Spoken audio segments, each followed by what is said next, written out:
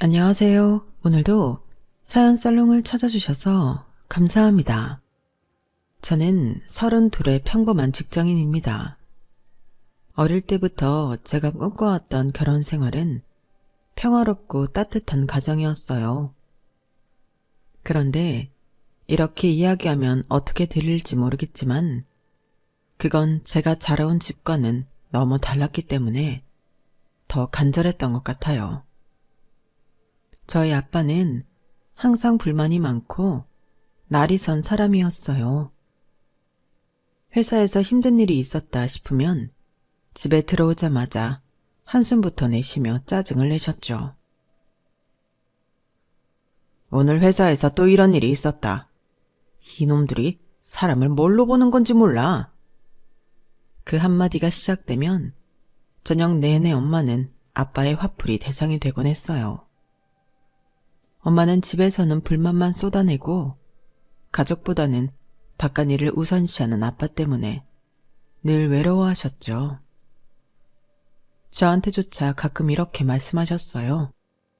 너라도 결혼하면 항상 우는 가정, 서로 존중하는 가정을 만들어야 해. 집이 이렇게 답답한 곳이면 안 돼. 그래서일까요? 어린 시절의 영향인지 저는 저희 아빠와는 정반대인 사람을 만나고 싶었어요. 예를 들면 유쾌하고 따뜻한 사람, 가족을 최우선으로 여기는 사람이요. 결혼을 한다면 꼭 그런 사람이랑 만나서 저의 가정 환경과는 달리 따뜻하고 행복한 가정을 이루어 살고 싶다는 생각이 어릴 때부터 머릿속에 박혀 있었어요. 그런 제가 지금의 남편을 만난 건 친구의 소개로 우연히 이루어진 자리였어요.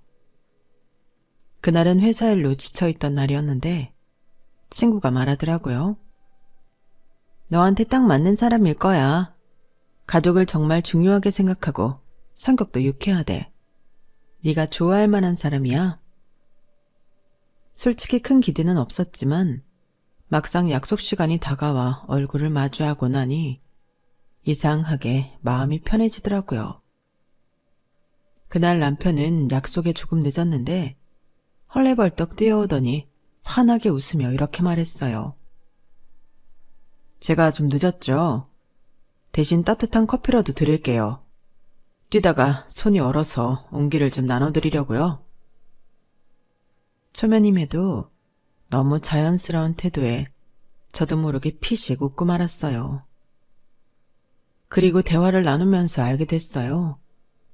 정말 긍정적이고 여유로운 사람이라는 걸요. 대화를 진지하게 들어주다가도 적절한 농담 한마디로 대화를 부드럽게 만드는 게 참 매력적이었죠.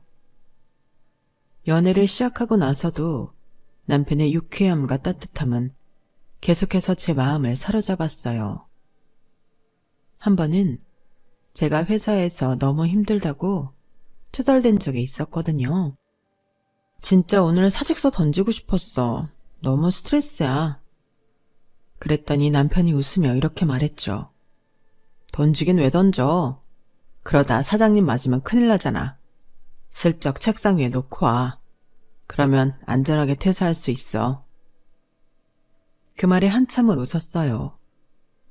진짜 고민도 잠깐 잊을 만큼요. 남편은 늘 그렇게 저를 웃게 만들었어요. 남편은 또래 남자들과는 달리 정말 가족도 소중히 여겼어요. 한 번은 명절 전에 데이트 약속을 했는데 갑자기 전화가 와서 이렇게 말하더라고요.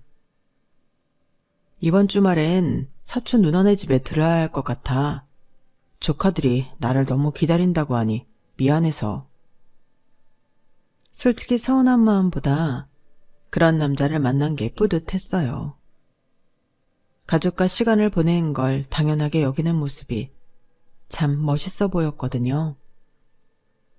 그렇게 1년 동안 연애하면서 우리는 단 한 번도 싸운 적이 없었어요. 남편이 워낙 유쾌하고 긍정적이라 다툴 상황도 없었고 항상 제 편이 되어주는 것 같았죠. 제가 이런 남자라면 평생 든든할 거라고 믿은 것도 무리가 아니었어요.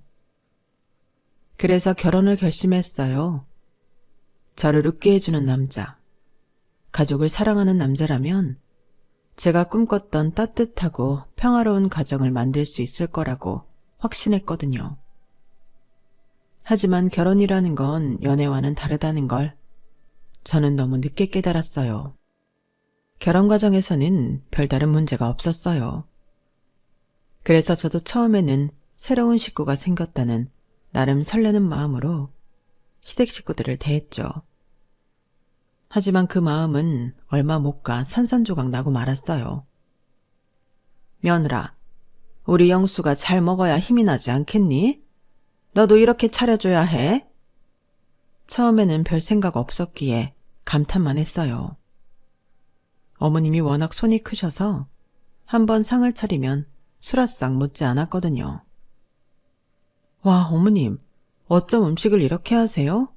정말 대단하세요. 하지만 그때만 해도 어머님의 숨은 의도를 파악하기 전이었죠. 결혼 후 시어머니의 밥상 사진은 하루도 빠지지 않고 제게 도착했어요. 아침, 점심, 저녁마다 상다리가 휘어질 듯 푸짐하게 차린 음식을 찍어서 보내고 밥상이란 이렇게 차려야 한다며 늘 같은 말씀을 하셨죠.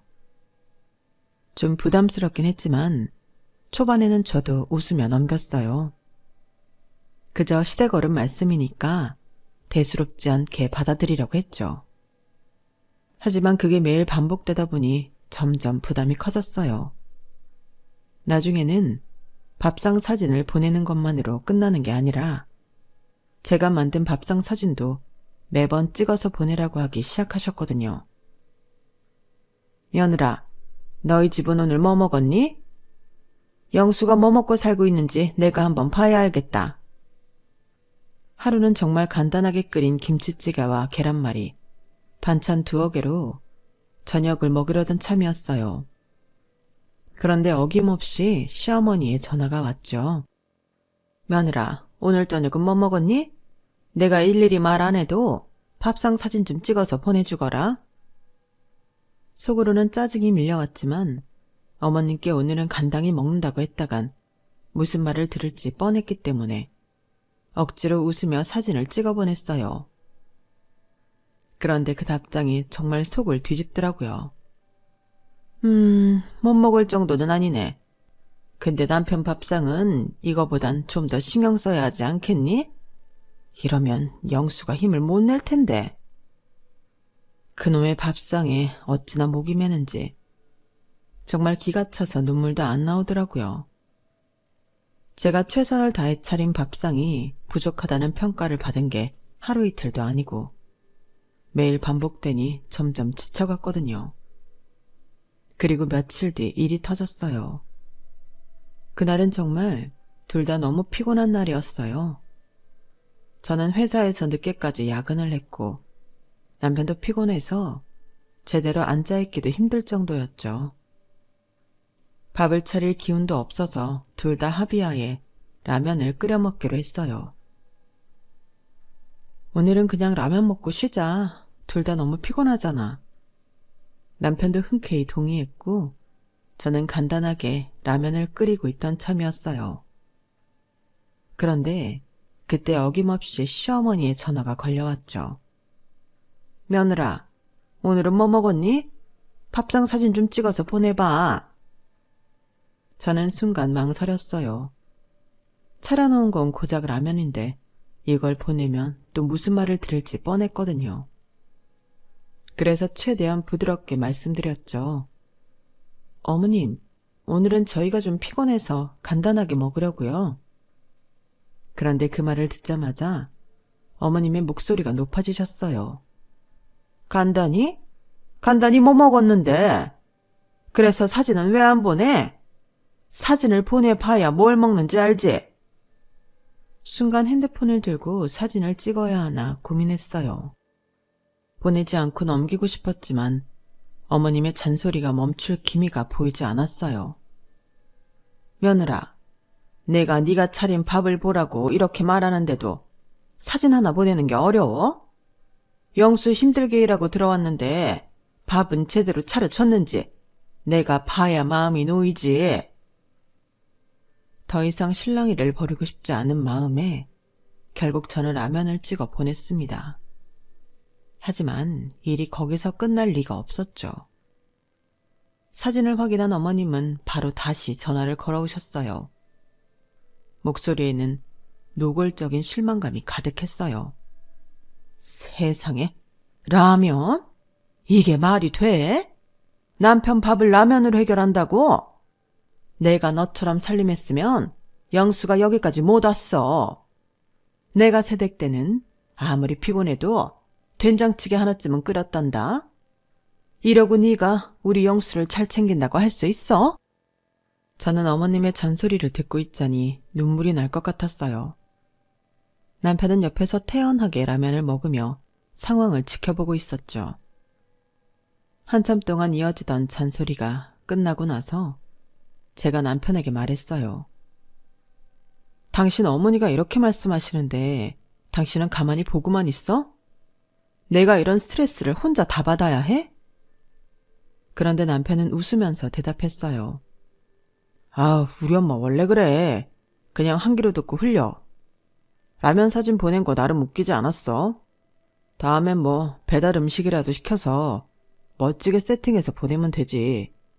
어차피 엄마 사진으로 보면 뭐가 뭔지 구분도 못해.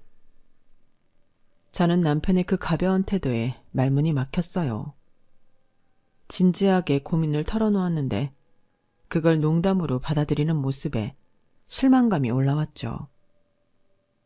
혼자서 모든 걸 감당해야 한다는 생각이 들었고 이 결혼 생활이 생각보다 훨씬 외롭고 버거울 수 있겠다는 걸 그냥 처음으로 깨달았어요. 하지만 그뿐만이 아니었어요. 결혼 후 본격적으로 첫 명절을 앞두고 시댁에 가는 길에는 정말 긴장이 많이 됐어요.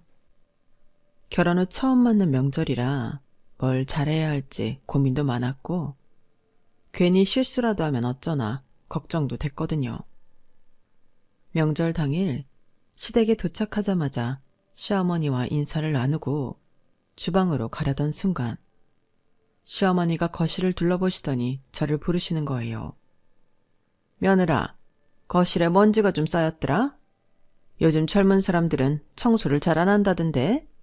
너도 그런 건 아니지? 이참에 거실 한번 닦아보는 게 어때? 순간 머리가 하얘졌어요. 지금 시아버지도 소파에 앉아 계시고 시누이도 거실에서 다 같이 이야기를 나누고 있던 상황이었는데 갑자기 걸레를 들고 청소를 해야 한다뇨. 이런 경우가 처음이라 너무 당황해서 최대한 부드럽게 말씀드렸죠. 어머님, 지금 가족들 다 모여서 이야기 중이었는데 갑자기 제가 청소를 하면 분위기가 좀 그렇지 않을까요? 이따가 끝나고 제가 정리할게요. 그 말을 들은 순간 시아버지가 말을 보태셨어요.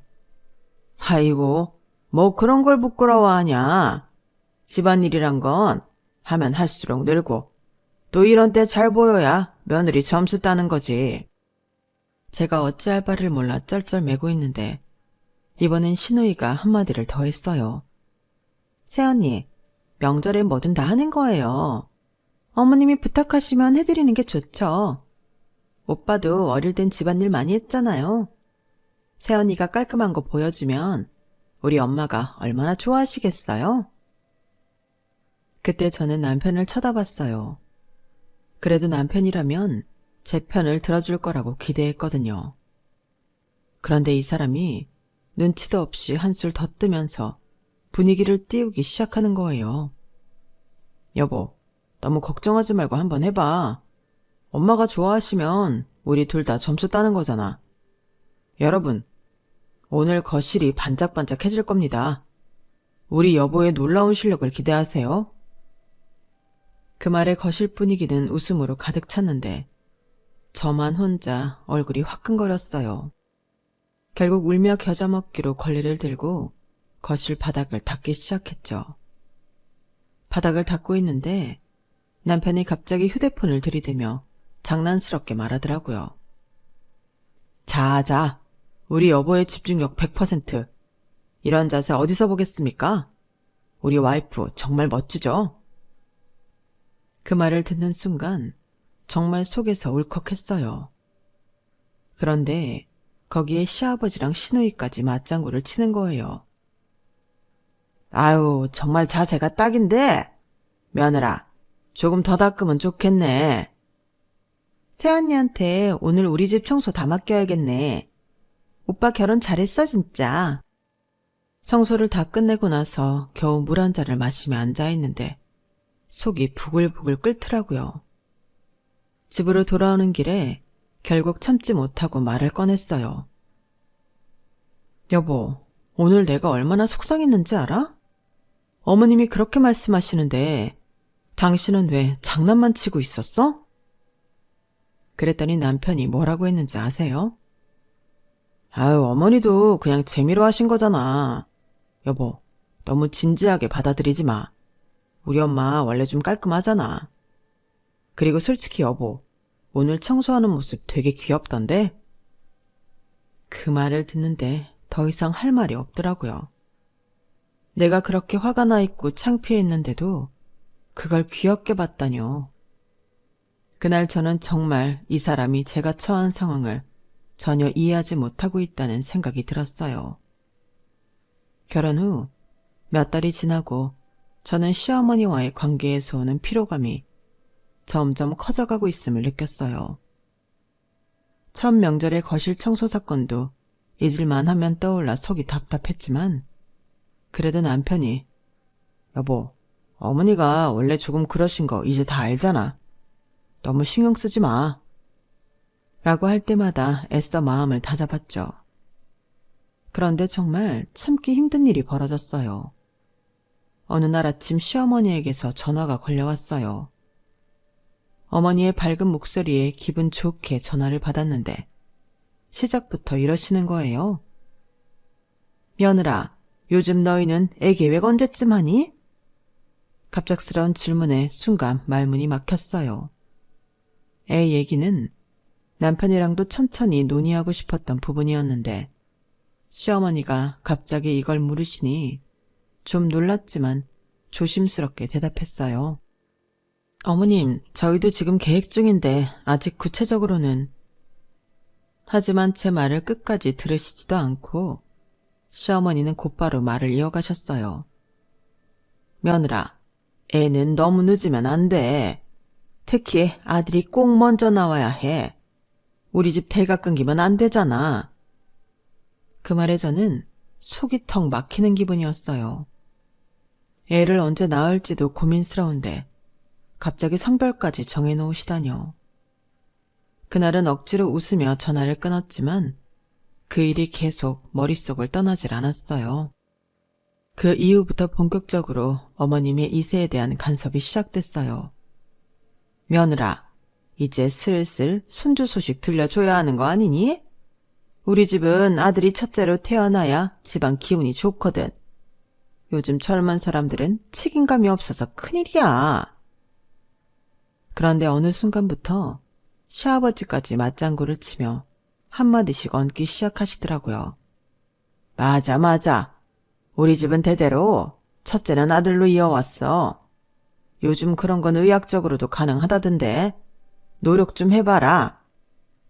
심지어 시누이도 장난스럽게 덧붙였죠. 새언니, 원래 우리 집은 첫째는 무조건 아들이어야 해요. 그러니까 잘해봐요. 순간 모든 시선이 제게 쏠리는 느낌이었어요. 가족들이 농담처럼 웃으며 이야기를 나누는 와중에 저는 혼자 속이 부글부글 끓었죠. 남편이라도 나서줄 거라고 기대했어요. 그런데 그건 제 희망사항일 뿐이었어요. 시댁 분위기나 열심히 맞추더라고요. 여보, 어머니 말씀처럼 첫째는 아들이면 더 좋긴 하지. 아들 낳으면 우리 어머니가 더 좋아하실 텐데. 안 그래요? 그 말을 듣는 순간 보자 하니 정말 참을 수가 없었어요. 당신 지금 무슨 말을 하는 거야? 저도 모르게 목소리가 높아졌고 거실이 갑자기 조용해졌어요. 저는 스트레스에 손까지 떨며 말을 이어갔어요. 애가 언제 태어나든 아들이든 딸이든 우리가 알아서 할 문제잖아. 왜 어머님이랑 가족들 앞에서 이런 얘기를 해? 나한텐 부담될 건 생각도 안 해? 하지만 남편은 여전히 웃으며 장난스럽게 대답했어요. 아우, 여보, 너무 예민하게 굴지 마. 우리 엄마가 그냥 재미로 하신 말씀이잖아. 다들 농담으로 하는 얘긴데 뭘 그렇게 진지하게 받아들이고 그래. 그 순간 눈물이 차오르더군요. 시댁 식구 앞에서 이런 상황을 혼자 다 감당해야 한다는 게 너무나 참기 힘들었죠. 그 자리에서는 끝까지 아무 말도 못하고 참고 있었지만 집으로 돌아오는 길에 결국 터지고 말았어요. 여보, 오늘 정말 해도 해도 너무한 거 아니야? 어머님이 그렇게 말씀하시는 건 그렇다 쳐도 당신은 왜 거기서 같이 맞장구를 쳐? 그런데 남편은 여전히 제 마음을 헤아리지 못했어요. 아니, 어머니가 그냥 한 말이지. 그렇게 심각하게 받아들일 필요 없어. 그리고 막상 우리 애 낳으면 딸이든 아들이든 어머니는 기뻐하실 거 당신도 알잖아. 뭐가 그렇게 문제야. 그 말을 듣는데 정말 이 결혼 생활이 얼마나 외로운지 깨닫는 순간이었어요. 제가 가장 기대고 싶었던 사람에게조차 이해받지 못하고 있다는 기분이 들었거든요. 그날 밤 저는 처음으로 정말 이 관계가 끝까지 갈 수 있을까 하는 고민을 하게 됐어요. 며칠 후 시어머니의 간섭은 점점 더 심해졌어요. 그날은 저녁을 먹고 있는데 또 전화가 걸려오더라고요. 이번에도 피곤한 마음으로 전화를 받았죠. 며느라, 내가 요즘 너희 얘기를 좀 들어보니까 영수가 요즘 밤마다 기운이 안 난다는 것 같더라. 저는 순간 당황했어요. 무슨 얘기를 하시려는 건지 감이 안 잡혔죠. 아, 네 어머님, 요즘 회사 일이 좀 많아서 피곤해하는 것 같아요. 그런데 시어머니의 대답은 뜻밖이었어요. 그건 말이야, 부부 사이 잠자리가 잘 안 맞아서 그런 거야. 며느라, 네가 밤에 남편 기 좀 살려줘야지. 남편을 기운나게 하는 건 아내의 몫이라는 걸 몰라? 순간 어머님의 의도를 파악하고 가슴이 철렁했어요. 이게 무슨 소리인가 싶어서 어머님께 되물었죠. 어머님, 무슨 말씀이신지 잘 모르겠어요. 저희는 괜찮아요. 하지만 시어머니는 계속 이어가셨어요. 며느라, 네가 알아서 잘 해야 해. 우리 영수가 요즘 들어 기운이 없는 걸 보면 네가 좀 부족한 게 있는 거 아닐까 싶어서 하는 말이야. 그 말을 듣는데 정말 얼굴이 화끈거리고 수치심이 몰려왔어요.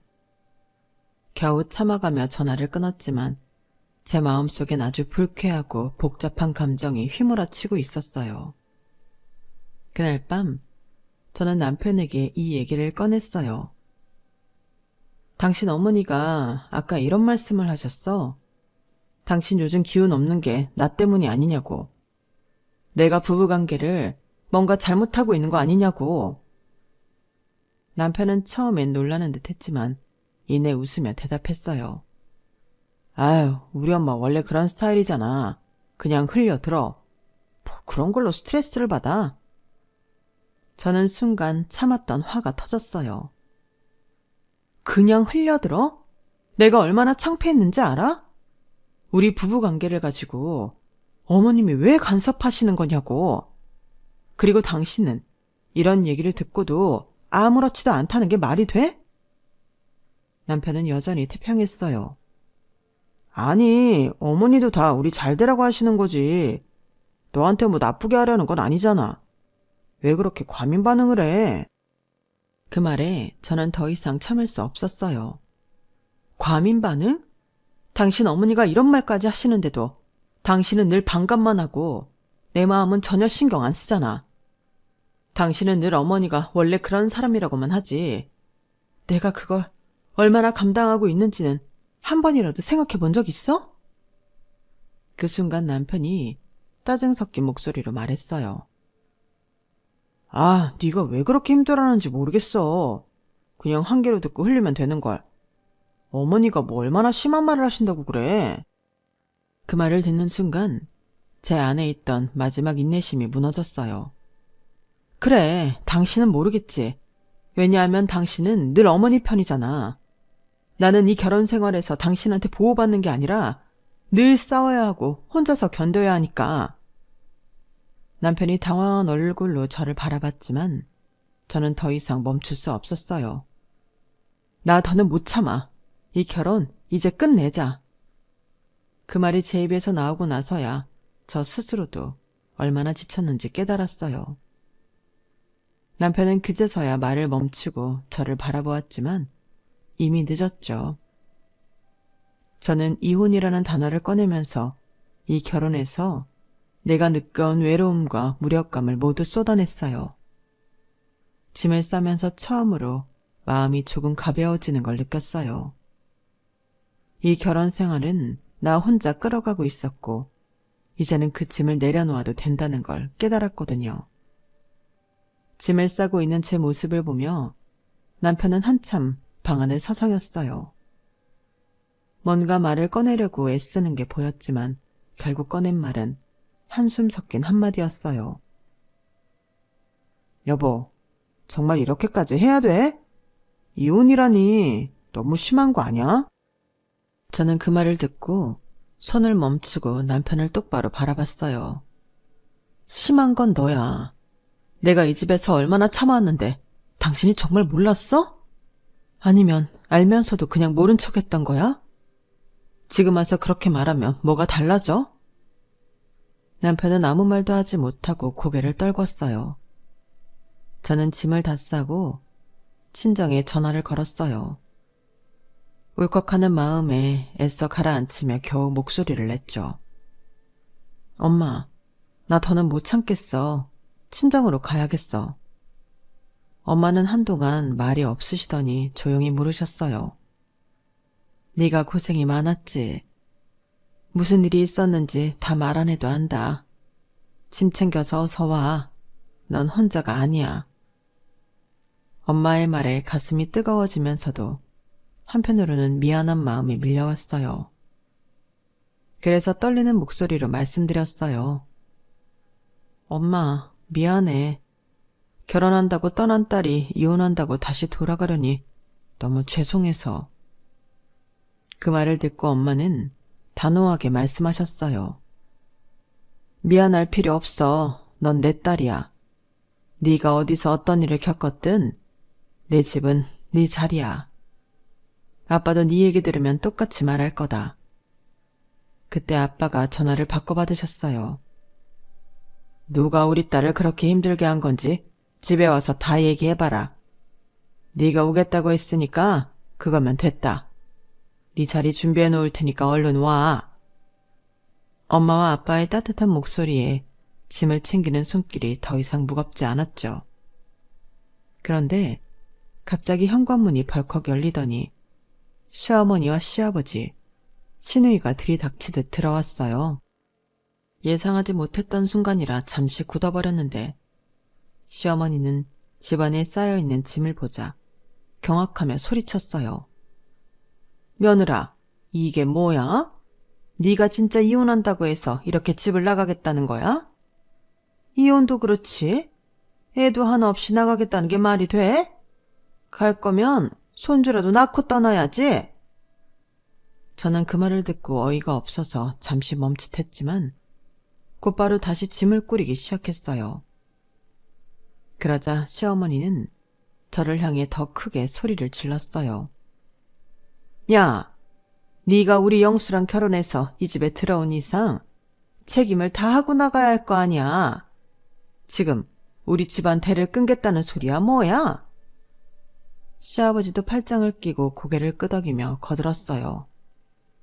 맞아, 맞아. 대를 잇는 건 정말 중요한 일이다. 그런데 이혼이라니. 네가 지금 이 집안에 해를 끼치고 있다는 걸 알고는 있냐? 가뜩이나 화나는 마당에 시누이까지 비꼬듯 웃으며 한마디를 던졌어요. 새언니, 솔직히 시댁 입장에서 아들 얘기 좀 할 수도 있지. 그게 뭐 잘못된 생각이에요? 우리 가족 모두 그렇게 생각하는데 왜 새언니만 그걸 문제 삼는 거예요? 저는 그 뻔뻔한 인간들의 말을 들으면서 점점 속이 부글부글 끓었어요. 손이 떨릴 정도로 분노가 차올랐지만 꾹 참으며 다시 짐을 챙겼죠. 그러자 시어머니가 한 걸음 더 다가와 제 손에서 짐을 빼앗으려고 했어요. 짐 싸지 마. 애부터 낳고 나가라고.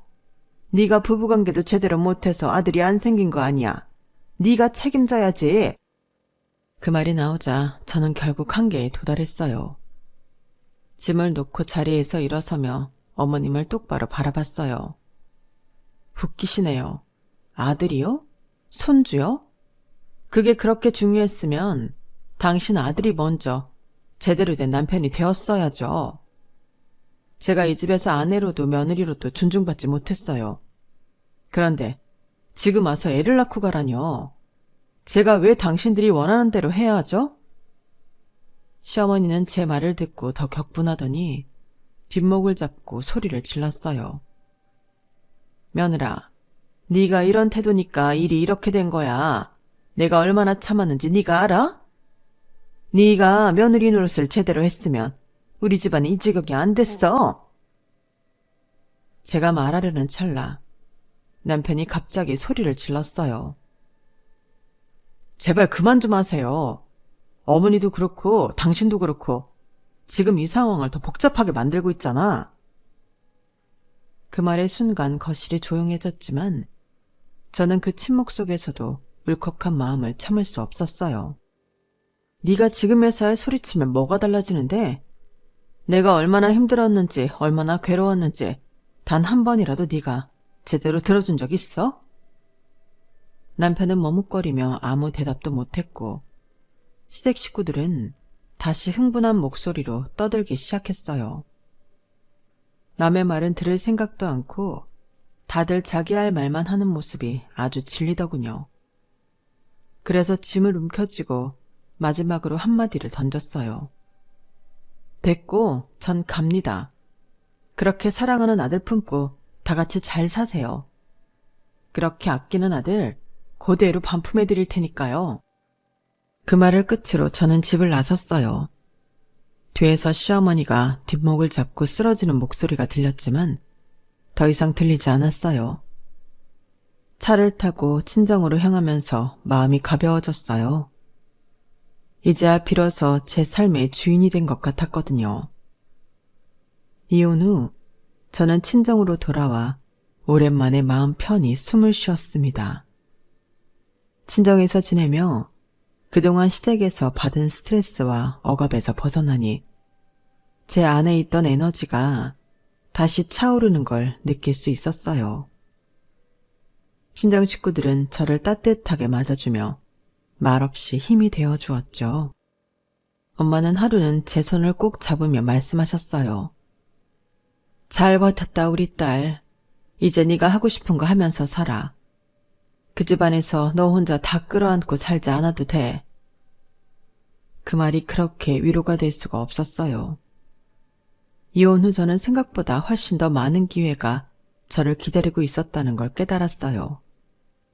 시댁에 얽매여 제 일조차 제대로 못했던 그 시절과는 달리 지금은 온전히 제 자신을 위해 시간을 쓸 수 있었거든요. 회사에서는 제 아이디어와 기획이 빛을 발휘했고 상사의 칭찬이 끊이지 않았어요. 이번 프로젝트는 정말 대단했어요. 덕분에 우리 팀이 성과를 냈습니다. 그 말을 들으면서 제 자신이 평가받고 인정받고 있다는 사실에 행복을 느꼈어요. 오랜만에 친구들과도 만났어요. 한 친구가 저를 보더니 웃으며 말했어요. 오히려 예전보다 훨씬 밝아 보인다. 진짜 이혼하고 나서 더 잘 됐네. 그 말에 저도 웃으며 대팼죠. 그러니까 이게 내가 자유를 얻은 효과인가 봐. 시간이 지날수록 제 삶은 점점 더 활기를 찾았어요. 어느 날 회사에서 큰 성과를 올린 뒤 동료들과 회식을 하며 축하를 받고 있는데 문득 이런 생각이 들었어요. 이혼이라는 선택이 나를 무너뜨린 게 아니라 나를 다시 세워줬구나 하는 생각이요. 이혼한 후 몇 달이 지나고 제 삶이 제자리를 찾아가기 시작할 무렵이었어요. 어느 날 겹지인을 통해 시댁 식구들의 소식을 들었어요. 그 얘기를 들으면서 마음속에서 묘한 감정이 올라왔죠. 남편은 이혼 후 혼자 살게 되면서 생활이 엉망이 됐다고 했어요. 예전에는 제가 챙겨준 밥이나 생활 관리를 당연하게 여겼던 인간이 이제는 스스로 챙기지 못해 엉망진창인 삶을 살고 있다는 얘기였어요. 영수? 요즘 제대로 살지 못하는 것 같더라. 밥도 대충 때우고 맨날 술만 마시느라 집은 엉망이라던데? 회사에서도 성과가 없어서 평가도 안 좋고 기운이 없어 보인대. 그 말을 들으면서도 저는 마음이 흔들리지 않았어요. 그건 본인이 똑바로 처신하지 못한 것에 대한 당연한 결과였으니까요. 시어머니는 여전히 이혼한 일을 받아들이지 못하고 주변 사람들에게 며느리가 나를 버렸다는 식으로 하소연하고 다닌다고 했어요. 네 시어머니 말이야. 주변에서 다들 듣는 얘기가 너희 이혼한 게 자기 탓 아니라고 우기고 다닌대. 그러면서도 영수 혼자 사는 거 보면 속으로 후회하고 있는 것 같더라. 겹지인들을 통해 시댁 식구들의 얘기를 전해들으면서 문득 시댁 식구들이 보여줬던 모습과 지금의 상황에 얼마나 대비되는지 실감할 수 있었어요. 예전에는 자신들이 언제나 옳고 제가 문제라는 태도로 저를 몰아붙이던 사람들이었는데 이제는 후회의 나락 속에 빠져 있다는 걸 알게 되니까 묘한 감정이 들더라고요. 예전 같으면 죄책감이 느껴졌겠지만 지금은 그냥 한 가지 확신이 들었어요. 그 인간들이 후회하는 건 제가 아니라 저를 잃으면서 자신들이 누리던 걸 잃었다는 점일 거라는 걸요. 그렇게 생각하니 지금 제가 누리고 있는 이 자유로운 삶이 얼마나 행복한 것인지 다시 한번 상기하게 되더라고요. 이혼이 두려워서 하지 못하고 있었다면 지금처럼 평온하고 행복하게 살고 있지는 못했을 테니까요. 시댁 식구들은 그렇게 제 일상 속에서 점점 잊혀져 갔어요. 그러던 어느 날 동료들과 함께 회사에서 퇴근하는 길이었어요. 회사 건물 밖으로 나서려는 순간 유리문 너머에 서 있는 익숙한 얼굴들을 보고 걸음을 멈출 수밖에 없었어요. 시어머니, 시아버지, 시누이, 그리고 남편까지 시댁 식구들이 단체로 건물 앞에 서 있는 게 아니겠어요? 순간 심장이 덜컥 내려앉았어요. 엘리베이터 문이 열리고 건물 로비로 나서자마자 저를 발견하고는 한꺼번에 몰려오더라고요. 남편은 초췌한 얼굴로 저를 향해 손을 뻗으며 다가왔고 시어머니는 제 앞을 막아서는 듯 팔짱을 끼고 서서 말을 시작했어요. 며느라, 내가 너한테 정말 이렇게까지 부탁할 줄은 몰랐다. 하지만 제발 영수 좀 봐줘. 이혼 후로 애가 혼자 살면서 폐인처럼 지내고 있어. 밥도 제대로 못 먹고 직장일도 엉망이고 이러다 정말 큰일이라도 날 것 같아. 저는 그 말을 듣고 피식 웃음이 나왔어요. 아니, 어머님이 이런 말씀을 할 자격이 있나 싶어서요. 차분하게 하지만 단호하게 대답했어요. 어머님, 그건 영수 씨 스스로의 문제예요. 이혼까지 한 마당에 제가 뭘 더 해야 하죠? 시어머니는 제 말에 얼굴이 붉어지더니 다급하게 말을 이어갔어요. 그래, 그땐 내가 잘못했어. 네가 힘들었다는 것도 이혼 후에야 알았다. 하지만 어머니로서 부탁 좀 하자. 영수 좀 돌봐줘. 손주까지는 바라지도 않아. 그냥 다시 한번 기회를 줘서 얘가 정신 차리게 해줘. 그 말에 남편도 고개를 푹 숙인 채 나직하게 중얼거렸어요. 여보, 내가 잘못했어. 그때는 정말 몰랐는데 네가 떠나고 나니까 내가 얼마나 나쁜 사람이었는지 깨달았어. 다시 시작하자. 어? 이번엔 다르게 할게. 저는 그들의 말을 듣고 있자니 어이가 없어서 한숨을 내쉬었어요. 어머님, 그건 어머님이 해결하셔야 할 문제예요. 이건 영수 씨만 정신 차린다고 될 문제도 아니고요. 저한테 다시 기회를 달라고 하시기 전에 영수 씨가 스스로를 돌볼 수 있게 만드는 게 먼저 아닐까요? 그리고 저는 이제 제 삶을 살기로 했어요. 다시 돌아가는 일은 없을 거예요. 시어머니는 제 손을 붙잡으며 애원하듯 말했어요. 며느라, 네가 마지막으로 한 번만 도와줘. 내가 정말 너한테 이렇게까지 부탁하게 될 줄 몰랐는데 이번엔 정말 달라질 거야. 손주 얘기도 안 꺼낼게. 네가 원하는 대로 다 맞출 테니까. 그 순간 신우이가 끼어들며 비꼬는 말투로 덧붙였어요. 새언니, 이혼하고 잘 나가게 됐으니까 이제 우리 오빠는 깔끔하게 잊었다 이거예요? 그래도 한때 가족이었는데 혼자 힘든 사람 냅두고 그렇게 차갑게 구는 것도 너무한 거 아니에요? 그 말을 듣는 순간 울컥해서 더 이상 참을 수 없었어요. 똑바로 신우이를 쳐다보며 단호하게 대답했죠. 네가 그렇게 생각한다면 네 오빠를 네가 돌봐. 나는 이미 충분히 했어. 내가 그 집에서 얼마나 힘들었는지 알지도 못하면서 함부로 그런 말 하지 마. 그 와중에 주변을 지나던 사람들이 하나둘씩 상황을 쳐다보기 시작했고 건물 경비원이 다가왔어요. 여기서 소란을 피우시면 안 됩니다. 다른 사람들에게 방해가 될 수 있으니 이만 나가주세요. 하지만 시어머니는 여전히 물러설 기미를 보이지 않았어요. 시어머니께서 제게 매달리려고 하자 경비원이 조금 더 강하게 제지하기 시작했어요. 약간의 몸싸움 끝에 안 되겠다고 생각했는지 마침내 시댁 식구들은 어쩔 수 없이 발길을 돌렸어요. 남편은 마지막으로 절망적인 눈빛을 저에게 던지며 나직하게 말했어요. 여보, 내가 정말 잘못했어. 나 진심으로 후회하고 있어. 저는 그 말을 똑똑히 들었지만 눈을 피하고 대답하지 않았어요. 그저 냉정하게 돌아서서 건물 안으로 다시 들어갔죠. 시댁 식구들이 경비원에 의해 건물 밖으로 끌려나가는 모습을 보며 저는 속이 후련하다는 기분을 느꼈어요. 시어머니는 여전히 밖에서 소리를 질렀고 남편은 고개를 푹 숙인 채 따라 나가고 있었죠. 그 모습은 저에게 묘한 통쾌함을 안겨줬어요.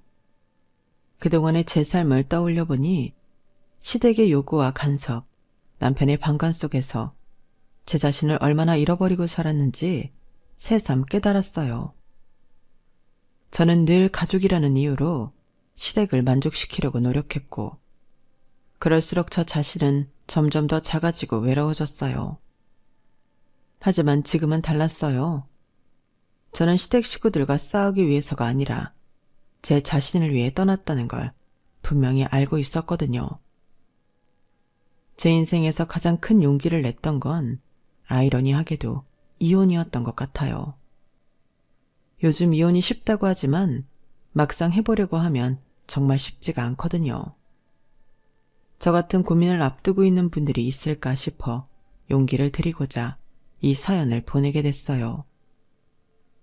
여러분도 혹시 지금 누군가의 기대 속에서 자신을 잃어가고 있는 건 아닌가요? 때로는 과감히 내려놓고 나 자신을 찾는 선택이 필요할지도 모르겠어요. 그렇게 내 중심을 찾을 때 비로소 진짜 내 삶이 시작될 테니까요. 저는 이제 한층 더 가벼워진 마음으로 새로운 내일을 준비하려고 해요. 여러분도 오늘 여러분의 행복을 위해 필요한 결정을 내려보세요. 스스로를 사랑하고 스스로를 위해 살아갈 여러분을 응원합니다. 감사합니다. 여러분, 사연 댓글에 응원과 현명한 조언 부탁드려요. 좋아요와 구독은 저에게 큰 힘이 됩니다. 오늘도 좋은 일 가득하세요.